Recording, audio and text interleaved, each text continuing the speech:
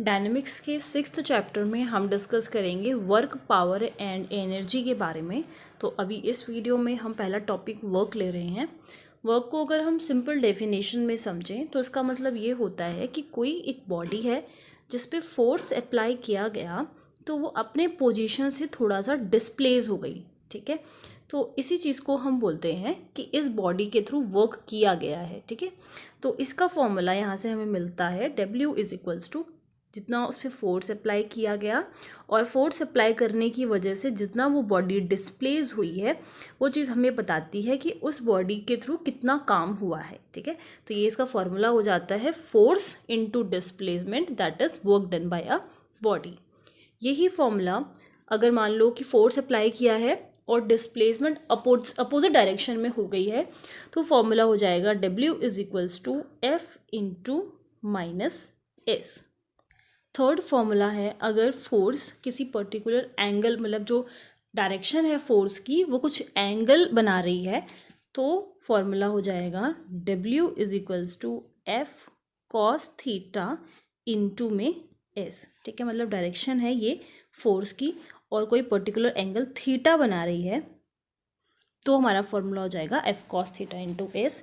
Fourth formula है अगर work done हो रहा है bye the force of gravity. ठीक है, तो यहाँ पर ये जो फोर्स है वो एक्सटर्नल कोई फोर्स ना होकर ग्रेविटी का फोर्स अगर उस पर लग रहा है तो फॉर्मूला हो जाता है W is equals to M into G into H। ठीक है, जहाँ पर M मास है and this G is force due to gravity and H है हाइट। ठीक है, तो इसमें 3 केसेस हमारे पास आ जाते हैं। पहला केस है कोई बॉडी किसी हाइट h से फ्रीली फॉल हो रही है तो हमारा फॉर्मूला हो जाएगा W is equals to mgh। यहाँ पर जो थीटा है वो ज़ीरो रहेगा। ठीक है, क्योंकि एंगल कोई फॉर्म नहीं हो रहा, कोई एक बॉडी है वो वर्टिकली डाउनवर्ड डायरेक्शन में फ्रीली फॉल हो रही है। सेकेंड फॉर्मूला होगा अगर कोई पार्टिकल है वो वर्टिकली अपवर्ड्स की डायरेक्शन में इस अपवर्ड डायरेक्शन में जा रहा है तो फॉर्मूला बिल्कुल सेम रहेगा। अब आप देख सकते हो कि इन दोनों में बस डायरेक्शन का फ़र्क है तो फॉर्मूला हो जाएगा W is equals to minus mgh। यहाँ पर जो थीटा रहेगा वो पाई हो जाएगा। थर्ड केस है अगर जो बॉडी फॉल हो रही है वो किसी एक इंक्लाइंड प्लेन पर फॉल हो रही है, मतलब कुछ इस तरीके से। इसको मान लेते हैं हम एंगल अल्फ़ा और ये हम मान लेते हैं कि जो लेंथ है जो डिस्टेंस ट्रैवल करेगी बॉडी फॉल होते हुए वो हम ये मान लेते हैं। तो अगर वो स्लाइड डाउनवर्ड डायरेक्शन की तरफ जा रही है तो फॉर्मूला हो जाएगा W is equals to mg L sine alpha. और फोर्थ फॉर्मूला अगर बॉडी अपवर्ड डायरेक्शन में जा रही है मतलब स्लाइड अप कर रही है थ्रू दिस डिस्टेंस L तो आप देख सकते हो बस एक डायरेक्शन का फ़र्क है तो यही फॉर्मूला हो जाएगा W is equals to minus mgl sine alpha. Okay, ये जो हमने थर्ड फार्मूला डिस्कस किया था कि अगर किसी पर्टिकुलर एंगल पर है तो अगर हम मान लें कि ये एंगल 90 डिग्री है। ठीक है, अगर 90 डिग्री होगा तो ये जो थीटा है वो 90 डिग्री हो जाएगा एंड कॉस 90 इज ज़ीरो, ये ज़ीरो हो जाएगा, मल्टीप्लाई करेंगे ये भी ज़ीरो हो जाएगा तो वर्क डन जो है वो ज़ीरो के इक्वल आ जाएगा। तो बोलने का मतलब सिर्फ इतना है कि अगर फोर्स जो है वो 90 डिग्री एंगल पर लग रहा है तो कोई भी डिस्प्लेसमेंट नहीं होगी और वर्क डन जो है वो ज़ीरो हो जाएगा। फिर उसके बाद हमने डिस्कस किया था कि अगर फ्रीली फॉल हो रहा है मतलब ग्रेविटी का फोर्स लग रहा है तो कौन कौन से केसेस होंगे। एक तो नॉर्मली हो गया कि भाई किसी हाइट से वो अपवर्ड डायरेक्शन या फिर डाउनवर्ड डायरेक्शन में जा रहा है। दूसरा केस ये है कि अब जो प्लेन है वो इंक्लाइंड प्लेन है। ठीक है, और वो कोई एंगल अल्फा बना रहा है तो ये दोनों फॉर्मूलेज लगेंगे mgl साइन एल्फा। और डाउनवर्ड डायरेक्शन में है तो पॉजिटिव लेंगे हम और अगेंस्ट द ग्रेविटी जा रहा है तो माइनस का साइन रहेगा। SI यूनिट की बात करें तो वर्क की SI यूनिट होती है जूल। कुछ कन्वर्जन्स हैं जैसे कि अगर 1 फुट पाउंड गिवन है 1 फुट पाउंड एंड हमें इसको कन्वर्ट करना है पाउंडल्स में so that is 32 feet poundals 1 gram centimetre है और इसको हमें कन्वर्ट करना है अर्ग्स में, so that will be 981। Last conversion है 1 kg मीटर और ये इक्वल होता है जी जूल्स के और जी इज़ 9.8। ठीक है, तो ये 3 कन्वर्जन्स हैं। यूनिट आपको मेंशन करना ज़रूरी है और अगर आपको कन्वर्ट करना है तो हम इन 3 कन्वर्जन्स की हेल्प से यूनिट को चेंज कर सकते हैं। नेक्स्ट आर्टिकल है work done in stretching and elastic string. यही सेम आर्टिकल हम पहले भी डिस्कस कर चुके हैं जब हम इलास्टिक स्ट्रिंग वाला टॉपिक डिस्कस कर रहे थे, तो यहाँ पर भी हम बिल्कुल वही सेम काम करने वाले हैं। अगर आपको याद हो तो स्टेटमेंट कुछ इस तरीके से थी कि अगर हमें कैलकुलेट करना है कितना काम हुआ है जब हमें एक इलास्टिक स्ट्रिंग को जब हम स्ट्रेच करते हैं तो कितना वर्क डन होता है। ठीक है, मैं एक बार स्टेटमेंट रिपीट कर देती हूँ। To prove that the work done in stretching an elastic string is equal to the product of extension and the mean of initial and final tension। अगर हमें ये प्रूफ करना है कि कितना काम होगा अगर एक इलास्टिक स्ट्रिंग है ओ ए, उसको स्ट्रेच किया गया है तो कितना काम होगा। तो ये जो है इक्वल होता है जितनी एक्सटेंशन होगी, अगर मैं इसकी नेचुरल लेंथ L मान लेती हूँ तो कितना उसको स्ट्रेच किया गया वो एक्सटेंशन हम लेंगे और ये प्रोडक्ट होता है mean of final and initial tension का। तो जो टेंशन होगी एट इनिशियल पोजीशन, मतलब tension at initial plus tension eight final, ये हमें प्रूव करना है। तो हमने मान लिया कि जो इलास्टिक स्ट्रिंग है उसकी नेचुरल लेंथ है L और हमने उसको B पॉइंट तक स्ट्रेच किया और उसके बाद हम उसको रिलीज़ कर देंगे तो किसी पॉइंट वो सपोज कर लेते हैं कि C पर आ गई। ठीक है, किसी पॉइंट वो C पर आ गई और यहाँ से यहाँ तक का डिस्टेंस है x और इसको हम डेल्टा x मान लेते हैं इसका डिस्टेंस। ठीक है, तो हमें कैलकुलेट करना है कि कितना वर्क डन हुआ है। तो टेंशन का फॉर्मूला मैंने आप लोगों को बताया था, lambda which is modulus of elasticity extension. तो आप देख सकते हो कि नेचुरल लेंथ है L, एक्सटेंशन हुआ है x, so x by L। तो टेंशन किसके इक्वल होता है, लैम्डा इनटू में जितना एक्सटेंशन हुआ है डिवाइडेड बाय उसकी जो नेचुरल लेंथ थी। ठीक है, वर्क का फॉर्मूला अभी हमने डिस्कस किया, वर्क किसके इक्वल होता है, W is equals to F into S.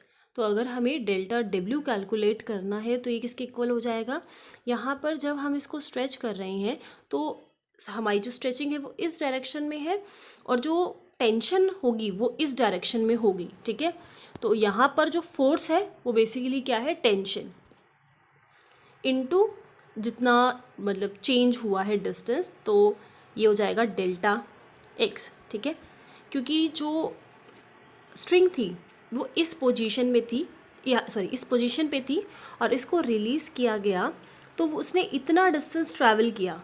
ठीक है, टेंशन इस डायरेक्शन में है और पुलिंग इस डायरेक्शन में की गई थी, तो इतना डेल्टा x जो है उसने ट्रैवल किया है। तो कितना काम हुआ है, delta W is equals to T into delta x। Tension का जो फॉर्मूला है वो हमने अभी जैसे इक्वेशन नंबर 1 में लिखा है, तो हम इसको पुट कर देंगे delta W is equals to lambda x by L and delta x। अब हम इसे इंटीग्रेट कर देंगे। इंटीग्रेट क्यों कर रहे हैं, अब देखो जैसे सपोज करो ये है, आपने कैलकुलेट कर लिया यहाँ से यहाँ तक का क्या काम हुआ है। ठीक है, तो इसी तरीके से अगर हम ये इसकी इनिशियल पोजीशन मान लेते हैं, सपोज करो x, ये इसकी final position x dash y dash मान लो, तो अगर हमने इसकी मतलब पीसेस में से कैलकुलेट कर लिया है कि वर्क डन कितना है, तो जब आप इसको पूरा इंटीग्रेट कर दोगे तो हमें टोटल कितना वर्क डन हुआ है वो पता चल जाएगा। तो हम इसको इंटीग्रेट करेंगे तो ये हो जाएगा डेल्टा W के equal, this is equals to 0 to x, हमें इसको इंटीग्रेट करना है। ठीक है, लैम्डा x बाई L और ये हो जाएगा dx ऑन इंटीग्रेशन। ठीक है, तो 0 से लेकर कितना काम हुआ है हमें x पर फाइंड करना है, तो इसको हम कर देंगे इंटीग्रेट बनने पे हमें मिलेगा half lambda as it is x square by L। Upper limit minus lower limit लगाने के बाद। अब हमें टेंशन कैलकुलेट करनी है, मतलब ये तो आ गया हमारा वर्क डन। अब हमें अगर ये बोलना हो दिस इज वर्क डन, हमें ये कहना है कि वर्क डन कितना होगा अगर एक्सटेंशन x1 हुई है, ठीक है।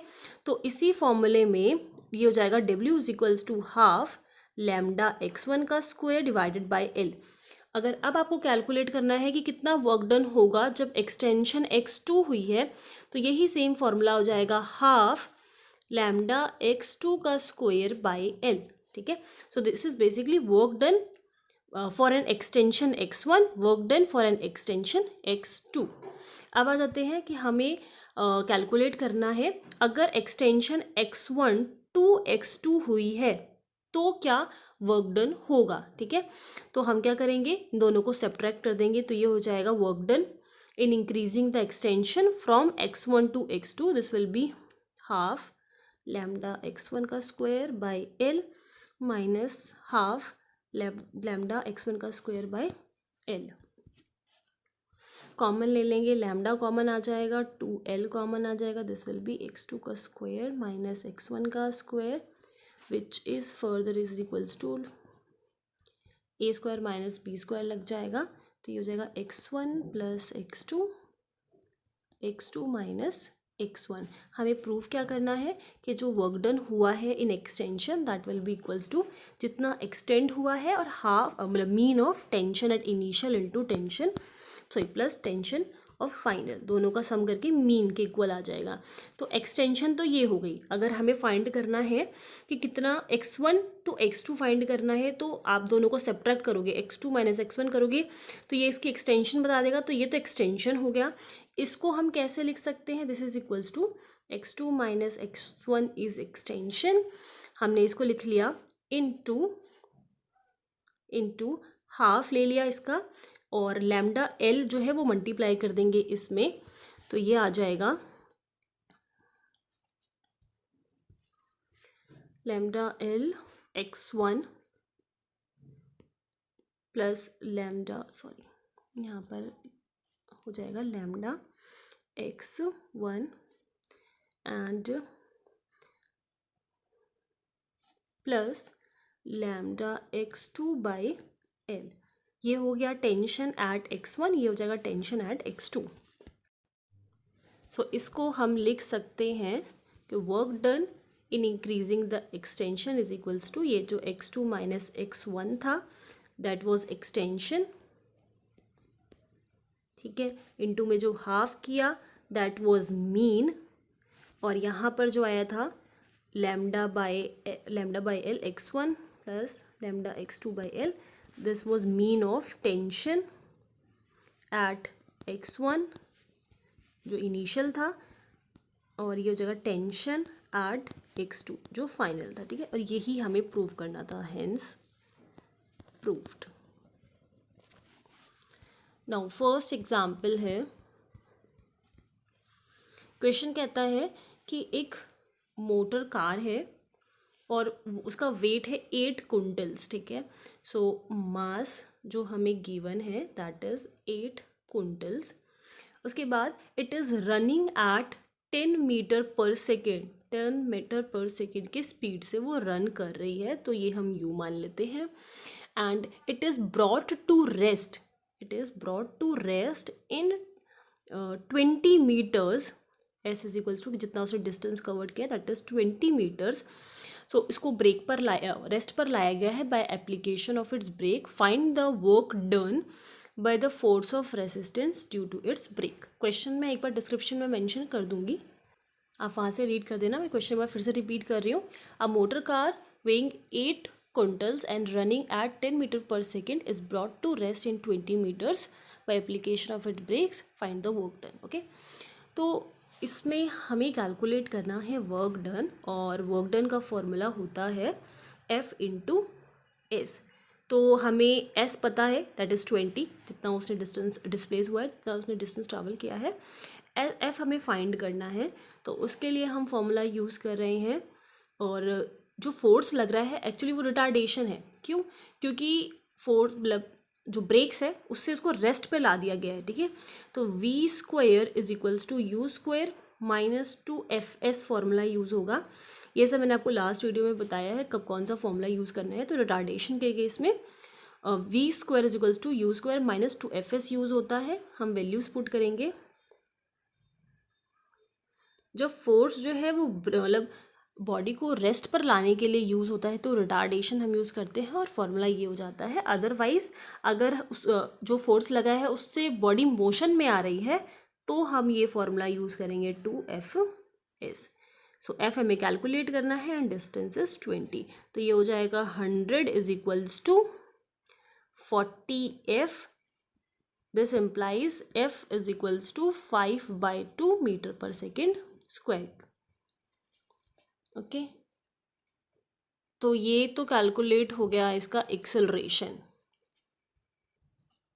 और हमें क्या कैलकुलेट हमें करना है, फोर्स चाहिए, ठीक है। तो एक्सेलरेशन हमें मिल गया है और हम जानते हैं कि फोर्स का फॉर्मूला क्या होता है, फोर्स = मास × एक्सेलरेशन। सो यहाँ से हमें मिल जाएगा F का वैल्यू, मास है 8 क्विंटल्स, तो इसको हम कन्वर्ट कर लेते हैं केजी में। 1 क्विंटल = 100 kg होता है। So this is equals to 800 kg and force × mass × acceleration में ये आ जाएगा 800। एक्सेलरेशन है 5/2, तो ये कैंसिल हो गया, यहाँ पर आ गया 400 और ये जो 5 4 20 0 न्यूटन्स, क्योंकि फोर्स है। अब हम इसमें वैल्यू पुट कर सकते हैं। वर्क डन के लिए फोर्स × डिस्प्लेसमेंट होता है। फोर्स अभी हमने जस्ट कैलकुलेट किया, दैट इज़ 2000 न्यूटन्स और डिस्टेंस था 20। तो ये आ गया हमारे पास 4000, ठीक है। बट हमें इसको कन्वर्ट करना है केजी में, केजी मीटर में कन्वर्ट करना है। तो अदरवाइज़ आप एज इट इज़ भी रहने दे सकते हो, ठीक है। तो ये तो आ जाएगा जूल्स में आंसर।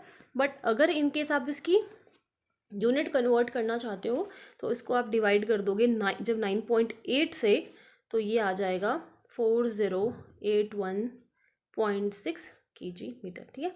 अदरवाइज ये भी आंसर करेक्ट है, क्योंकि ऐसा यूनिट हमारे पास जूल है। अगर आप फर्दर इसको मतलब यूनिट चेंज करना चाहते हो तो भी कोई इशू नहीं है। नेक्स्ट वीडियो में अब हम एक्सरसाइज के कुछ क्वेश्चन देखेंगे। आई होप यहाँ तक आप लोगों को क्लियर हो गया होगा। So okay, thank you.